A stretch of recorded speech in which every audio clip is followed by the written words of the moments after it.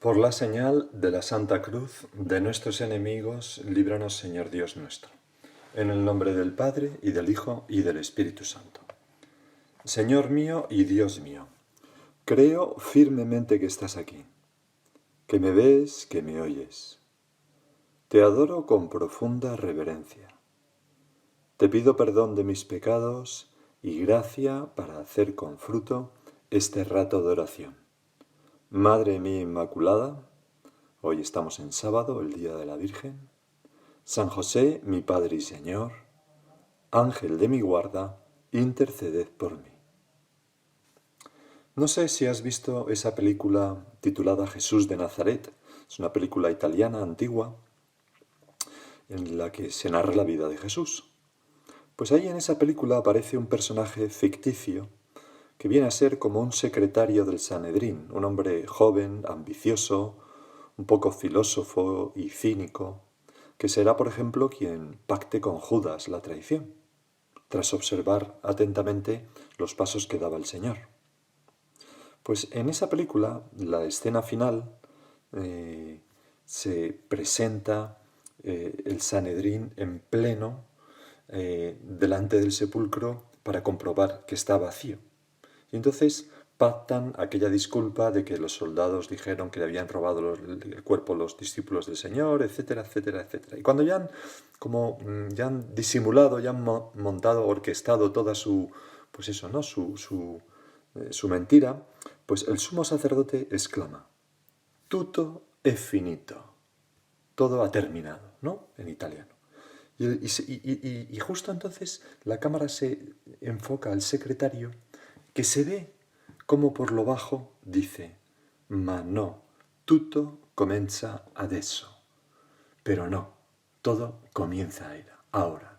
De algún modo, ese secretario se da cuenta, ¿no?, de que realmente la resurrección del Señor marca un nuevo comienzo. Y por eso todos los evangelistas la cuentan de algún modo. El que lo hace de forma más breve es San Marcos, que es precisamente el evangelio que hoy tenemos en la misa. San Marcos su evangelio es siempre como muy breve, conciso, aunque al mismo tiempo es observador para muchos detalles. Y lo que hace es como un resumen de este gran domingo de resurrección. Dice así el evangelio: Jesús, resucitado al amanecer del primer día de la semana, se apareció primero a María Magdalena, de la que había echado 7 demonios. Ya lo vimos. Ella fue a anunciárselo a sus compañeros que estaban de duelo llorando. También lo vimos. Ellos, al oírle decir que estaba vivo y que lo habían visto, no la creyeron. Quizás, Señor, la despreciaron por ser mujer. A ella y a las mujeres que le acompañaran. Era un prejuicio bastante frecuente en la época del pueblo judío. Vamos, tan frecuente que incluso legalmente las mujeres no podían ser testigos en un juicio porque se les consideraba que carecían de la suficiente credibilidad. ¿Cuántas veces también nosotros, Señor, podemos despreciar el punto de vista de los demás, que podría llenar de luz nuestra vida y descubrirnos un horizonte nuevo? Y quizás lo despreciamos por un prejuicio. ¿Qué me va a decir esta persona a mí? Los prejuicios, ¿no?, que son más difíciles de desintegrar que un átomo, decía Einstein. Seguimos con el Evangelio. Después se apareció en figura de otro a 2 de ellos que iban caminando al campo. Lo hemos meditado también otro día, los discípulos de Emaús. También ellos fueron a anunciarlo a los demás, pero no los creyeron, insiste San Marcos. Quizás, Señor, no los creyeron porque estaban, como hemos leído antes, haciendo duelo y llorando, tristes y llorosos. ¿Cuántas veces la tristeza impide ver bien la realidad? Ofusca, embota el corazón. Por eso necesitamos personas a nuestro alrededor que nos hagan salir de esa tristeza tantas veces. Y que nos digan: no, la vida no es así. Ahora tienes tú puestas unas gafas de color azul y lo ves todo azul, pero la vida no es azul. Ya te quitarás las gafas. Seguimos leyendo el Evangelio. Por último, se apareció Jesús a los 11, cuando estaban a la mesa. Y fijaros esta frase. Y les echó en cara su incredulidad y dureza de corazón, porque no habían creído a los que lo habían visto resucitado. Se perdieron esa oportunidad de ser bienaventurados, como tú, Señor, dirás a Tomás mañana en el Evangelio de mañana. Bienaventurado tú porque has creído, sin ver has creído, o mejor dicho, bienaventurados aquellos que sin ver crean. Pues los apóstoles no creyeron, porque una vez que tú te presentas a ellos, ya no es fe, es visión, te están viendo, no es creer en algo. Ojalá, Señor, que no me tengas que echar a mí nunca en cara esta misma falta de fe y dureza de corazón. Y sigue diciendo el Evangelio, y les dijo, id al mundo entero y proclamad el Evangelio a toda la creación. Vamos a hablar un poco de la fe, porque al final, ante tu resurrección se abren dos caminos. Y ante todas las verdades de la fe, ¿no? El de la interpretación y el de la fe. El de, bueno, ¿será que las mujeres no saben lo que dicen? Bueno, ¿cómo va a ser verdad que tal, no sé qué? Interpretar. O el de la fe, sí, creo. Es como los dos caminos de aproximarnos a la verdad. Entender para creer o creer para entender. Que los dos son buenos, ¿no? Pero que no puede eliminar uno al otro. Y podemos pensar, ¿de dónde sale la fe? ¿De dónde se saca la fe si es algo tan importante? Pues San Pablo dice en su carta a los romanos que la fe surge de la proclamación. Es decir, de que alguien anuncia el Evangelio, la verdad. Y esto es algo único porque podemos pensar, el arte nace ¿de qué? De la inspiración. La filosofía, ¿de qué nace? Pues del razonamiento y de la observación de la realidad, ¿no? La técnica, pues la técnica nace del cálculo matemático y de la experimentación. Solamente hay una cosa que nace de la escucha y es la fe. Y por eso es tan importante el anuncio. Y por eso tú, Señor, les dices a los apóstoles, id al mundo entero y proclamad el Evangelio a toda la creación. Porque sin anuncio no puede haber fe. Si no hay nadie que proclame, ¿cómo hay alguien que vaya a creer? Más o menos, dice San Pablo en una de sus cartas. Y por eso es tan importante que nosotros nos convirtamos en testigos del Evangelio, que anunciemos la buena nueva, el Evangelio de Jesucristo, que hablemos de él para que luego la gente pueda creer. En todo lo que viene del hombre está primero el pensamiento y luego la palabra. Pienso algo tal y lo traduzco a palabras y lo digo, pero en lo que viene de Dios es al contrario. Primero está la palabra, ¡fum!, que cae sobre mí y luego el entendimiento lleno de fe, de esa verdad. El hombre, tú y yo, no pudimos alcanzar la fe por nosotros solos. Dependíamos y dependemos radicalmente de un don, de que alguien me anuncie, de que escuche a alguien decir, teniendo yo al mismo tiempo una buena disposición en el corazón, esta palabra, ha resucitado. Esa palabra que tantas veces nos han enseñado nuestros padres, en el colegio, etc. Bueno, los sacerdotes también que hemos tratado, etc. ¿Y de dónde le viene a ese anuncio la capacidad de generar fe? Un anuncio como, por ejemplo, este, ha resucitado. Pues viene del acontecimiento que se proclama, porque ha ocurrido realmente.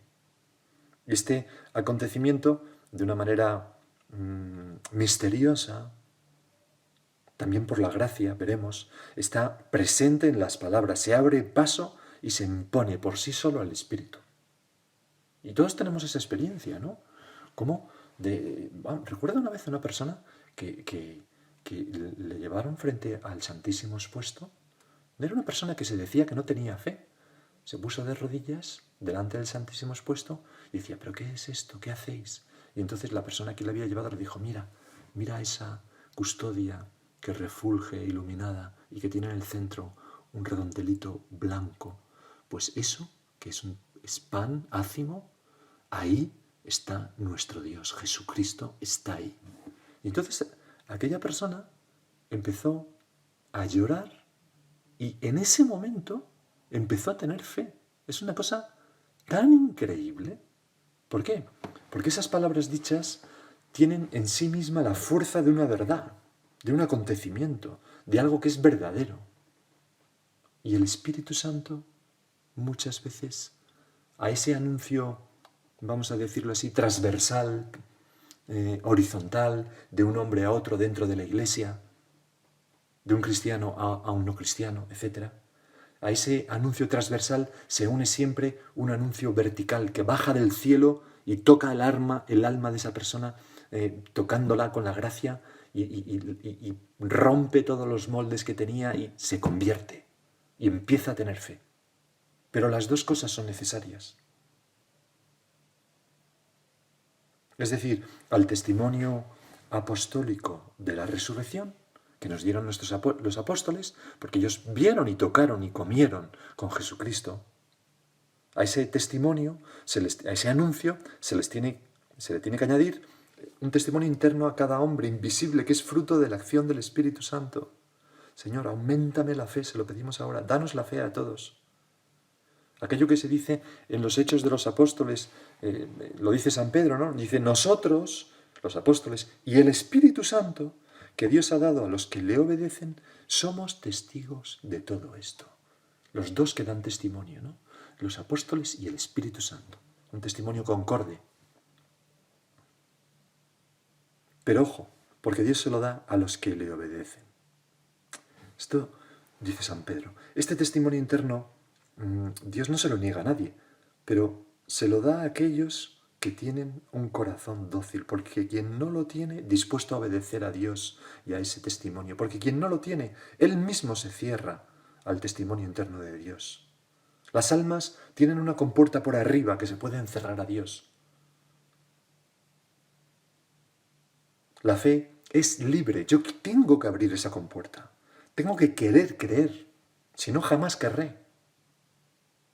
Por eso Pascal escribió ya hace varios siglos, Pascal que era un converso, que sintió como su alma transformada por un rayo un día en Notre Dame, ¿no? El memorial lo llevaba, y aquello que entendió y aquello que comprendió lo llevaba escrito en un papel cosido en el forro interior de la chaqueta durante toda su vida, para que jamás olvidase de eso. Y Pascal escribió, el incrédulo, dice, ¿habría abandonado los placeres si tuviera fe? Pero yo le contesto, tendrías fe si hubieras abandonado los placeres. Hace falta querer creer y ponerse en camino. Y por eso tú, Señor, les reprochas a los apóstoles su cerrazón, que cerraran su compuerta a los anuncios. Y por tanto, a los anuncios de María Magdalena, de los discípulos de Maús, pero también al anuncio del Espíritu Santo, que por arriba estaba intentando iluminar. Dice el Evangelio que hemos leído que les echó en cara su incredulidad y dureza de corazón. Por eso, una vez que los apóstoles ven y ya tienen esa verdad asimilada, se lanzan al mandato de anunciar el Evangelio con una fuerza increíble. ¿Para qué? Pues pienso yo que porque el Espíritu Santo, porque Dios en su providencia, quiso sostener nuestra fe con su anuncio. Y su anuncio era necesario que no se basara también en la fe, sino en haber visto, tocado, hablado, palpado. Y entonces ya la resurrección es un acontecimiento que nos llega con toda la fuerza de ese testimonio original. Porque además hay como muchos datos internos a la propia vida de la Iglesia de los Apóstoles que manifiestan ese efecto transformante que tuvo en ellos la conciencia de la resurrección del Señor. San Juan Crisóstomo, en el siglo V o IV, no lo recuerdo bien ahora, IV creo, escribía, ¿cómo podía ocurrírseles a 12 pobres hombres, por lo demás ignorantes, que habían pasado su vida entre lagos y ríos, emprender semejante tarea, lo de id a todo el mundo y proclamad el Evangelio? Ellos que quizás jamás habían pisado una ciudad o una plaza, ¿cómo podían pensar en recorrer toda la tierra? Cuando Cristo fue detenido, después de haber realizado tantos milagros, todos los apóstoles huyeron y su jefe renegó de él. ¿Cómo se explica, pues, que si no habían sabido hacer frente a unos pocos judíos mientras aún vivía Cristo tras su muerte, sepultura y, según los incrédulos, sin resucitar, por tanto, incapaces de hablar, iban a recibir de él tanto coraje como para enfrentarse victoriosamente contra el mundo entero? Porque los apóstoles, no lo olvidemos, eran los más recalcitrantes e incrédulos. No había manera de convencerles. ¿No deberían, sigue diciendo San Juan Crisóstomo, más bien haber dicho, y ahora, si no ha podido salvarse él mismo, ¿cómo podrá defendernos a nosotros? Si en vida no ha conseguido conquistar ni una sola nación, nosotros solo con su nombre, ¿debemos conquistar acaso el mundo entero? ¿No sería cosa de locos meterse en semejante empresa o incluso simplemente imaginarla? Pues sí, Señor, lo sería, si no fuera porque ellos te vieron resucitado. Resulta evidente, concluye San Juan Crisóstomo, precisamente por eso, que de no haberlo visto resucitado y de no haber tenido una prueba irrefutable de su poder, no se habrían expuesto jamás a semejante riesgo. Un riesgo que lo vemos clarísimamente manifestado, por ejemplo, en la primera lectura de la misa de hoy. Como sabes, está tomada de los Hechos de los Apóstoles, y allí se dice que después de haber estado en la prisión y haberlos dejado en libertad, los vuelven a encadenar porque siguen predicando, y entonces les llaman los sacerdotes, los principales del pueblo judío, y les prohibieron severamente predicar y enseñar en el nombre de Jesús.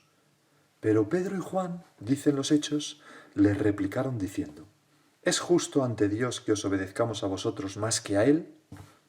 Ese mandato que les había dicho, después de verle resucitado, id al mundo entero y proclamad el Evangelio a toda la creación. ¿Es justo ante Dios que os obedezcamos a vosotros más que a Él? Juzgadlo vosotros. Por nuestra parte, no podemos menos de contar lo que hemos visto y oído. No pueden callar.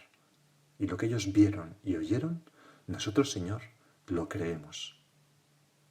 Porque tenemos el anuncio de unos testigos presenciales y el anuncio del Espíritu Santo en nuestras almas, que nos hace creer, porque la fe es un don sobrenatural que tenemos que agradecer tanto al Señor. La fe que nos lleva a decir: creo todo lo que ha dicho esa persona, el Hijo de Dios, Jesucristo. Creo en ti, Señor, con mis dudas, pero creo en ti. Creo en la resurrección, en la tuya y en la mía, aunque lo creo como un trapecista de circo que se suelta de manos y atraviesa ese aro de papel con la esperanza de que detrás haya otras manos que le acojan. Porque creer no es ver, sino fiarse de que el otro está allí. Y para eso hace falta la acción del Espíritu Santo en el alma. Auméntame la fe, Señor. A veces tenemos como un chispazo de algo que nos hace, una visión de algo que nos hace estar convencidos de nuestra fe. Pero ordinariamente la fe avanza pues a través de la cruz, en la sequedad, en el silencio, sin ver, pero fiados en la palabra de Dios y en el amor de Dios. Tengo aquí una anécdota que le escuché a un sacerdote en una ocasión, don Manuel. Vivía entonces yo en Alicante y él también. Y entonces ocurrió lo siguiente, ¿no? Me lo contó muy impresionado, ¿no? Él iba en coche y vio un accidente en la carretera. Paró y se encontró a un chico motorista que había sido arrollado por un coche, todavía con vida, le dio la mano, le confesó y le absolvió, y en ese momento murió. Y esto era cerca de un pueblo de Alicante. Pues estaba muy impresionado este sacerdote porque habían pasado varios años de eso, y viviendo ya en otra ciudad, una señora se acercó, llevada por una amiga, a hablar con él, porque la amiga le decía a don Manuel que esta persona estaba enemistada con Dios, odiaba a Dios por una cosa que le había pasado en su vida. Y esta mujer pues le contó que llevaba años odiando a Dios y le explicó: mire, yo durante toda mi vida solamente recé para que mis hijos murieran con la posibilidad de tener un sacerdote que les diera los últimos sacramentos. Y mi hijo murió sin tener esa ocasión, en un accidente en la carretera, como un perro, le dijo. Y entonces don Manuel le preguntó: ¿qué año fue? ¿Fue tal año? Y la mujer le dijo: sí.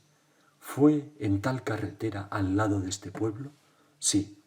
¿Tu hijo ¿Iba en moto? Sí. Pues yo estuve allí, bajé, llegué cuando estaba con vida y le di la absolución. Y entonces aquella mujer pues se echó a llorar. Claro, esto no ocurre normalmente, porque nosotros no vemos todo. Pero si lo viéramos, nos daríamos cuenta de que Jesucristo resucitado está ahí, está con nosotros, nos espera en el más allá, que Dios cuida de nosotros con su providencia amorosa, que jamás salimos de sus manos. Vamos a pedirle a la Virgen que nos ayude a tener una fe tan firme como la suya.